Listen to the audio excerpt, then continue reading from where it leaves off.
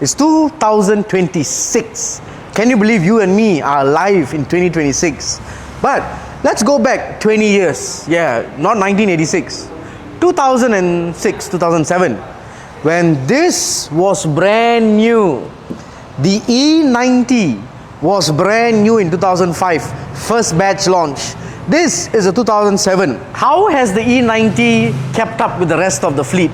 How has the E90 grown old? Well, if you have a 325 or 323, then you know with the N52, the N54, the N53, your basic maintenance is a must. Preventive maintenance is crucial, and the car could last 200, 300,000 with proper driving, proper warming up and warming down.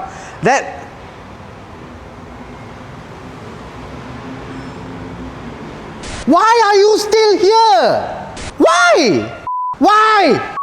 This is an N46 B20A. I have no idea why it's still being put into production until 2007, 2008. Because this engine gives a Bugatti owner nightmares. This engine makes mechanic flinch their wrists at night when they're sleeping. Because they need to feel, they need to touch. Because the N46 is a feely touchy bastard. And primarily because this piece of crap has so many electronic sensors and vacuum pumps and motors that it's all redundant. Absolutely redundant. It doesn't feel like it's having 500 horsepower with all the ancillaries. It feels like it's just breaking 125 horsepower. Like legit. This would have trouble getting up to 180. When's the last you heard a BMW having trouble achieving 110 miles an hour? Never. Until this piece of crap. The owner drove it in. We proceeded to open the door, pull him out, because this shit has had its valve cover done 6 months ago and it's leaking again. Torque specs all were followed. Everything was done correctly. You cannot make a mistake.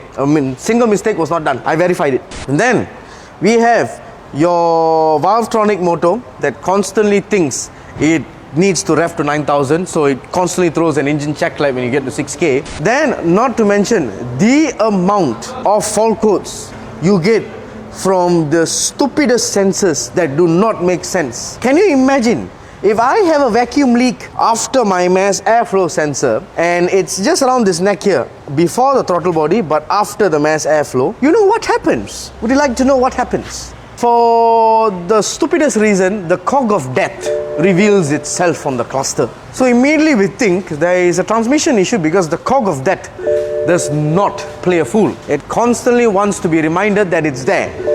So when you get that light, you do not have to change your gearbox to an 8 HP or even put in a 4-speed GM. No, there is a simple vacuum leak that just ranges from here to this area, and that's it. There will definitely be a vacuum leak here or after the throttle body, which means this cover has to come out, vacuum hoses under here, have to have a look at that. But yes, all I'm saying is a gearbox light is triggered by a vacuum leak. That's how stupidly designed this car was. At 160 horsepower from its last batch N46, it's not that big of a deal. Really, it's not that big of a deal.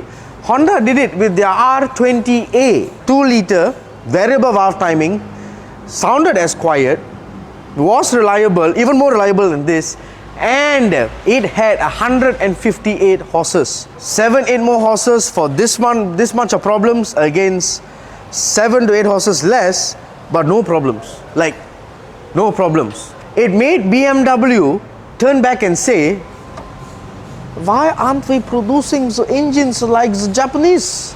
And one dickhead behind the engineering booth said, hey, why? Because we want to make money. Money first, then we can talk about the car's reliability and probably something after that. So, if you have a BMW E90 that has the shittiest engine ever built, come on down to Black Badge, because at Black Badge, we try not to turn you away. We try to make it happen and to resurrect things that never should be resurrected ever again.